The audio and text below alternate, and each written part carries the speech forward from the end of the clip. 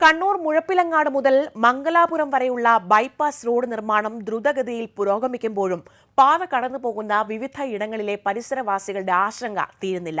ദേശീയപാത വീടിന് സമീപത്തുകൂടി കടന്നുപോകുമ്പോൾ ദുരിതത്തിലായിരിക്കുകയാണ് തിലാനൂരിലെ ഭാരതിയും രവീന്ദ്രനും. ദേശീയപാതയുടെ നിർമ്മാണത്തിന്റെ ഭാഗമായി കുന്നു നിരപ്പാക്കുകയും മണ്ണിടിയുകയും ചെയ്തതോടെ ഇവരുടെ വീട്ടിലേക്കുള്ള വഴി മുട്ടി.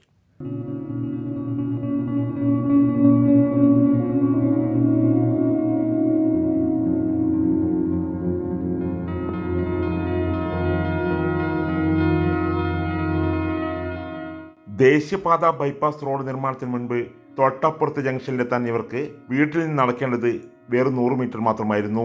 എന്നാൽ പാതയുടെ നിർമ്മാണം പുരോഗമിക്കുമ്പോൾ ഇവരുടെ വീട്ടിലേക്ക് വഴിയില്ലാത്ത അവസ്ഥയാണ്. എനിക്ക് പോകാൻ വഴിയില്ലാണ്ട് പോകാൻ തന്നെ കഴിയുന്നില്ല, നടക്കാനും കഴിയില്ല, വിഷമമാണ്.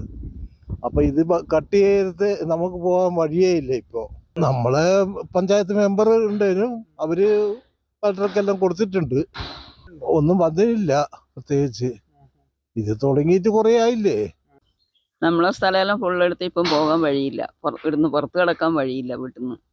അങ്ങനെയാണ് ഇപ്പോൾ ഉള്ളത്. എന്തെന്നാ ചെയ്യുക ഒന്നും അറിയില്ല. സുഖമില്ലാത്ത ആളാണ് ഞാൻ. മുട്ട് രണ്ടും തേമാനായിട്ട് മുട്ടുവേദനയായിട്ട് കയറാനും പോകാനും കഴിയില്ല. സ്റ്റെപ്പൊന്നും വണ്ടി പോകുന്നതാന്ന് നമുക്ക് വണ്ടിയുണ്ട്. വണ്ടി ഇപ്പം അങ്ങ് പുറത്ത് വെച്ചിട്ടുള്ളൂ, ഇങ്ങോട്ട് കൊണ്ടുവരാൻ കഴിയാത്തതുകൊണ്ട് കലക്ടർക്ക് പരാതി കൊടുത്തിനേനും.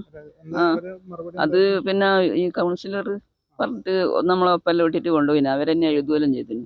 എന്നിട്ട് പിന്നെ ഒരു വിവരം ഇതുവരെ ഒന്നും പറയുന്ന കേട്ടിട്ടില്ല.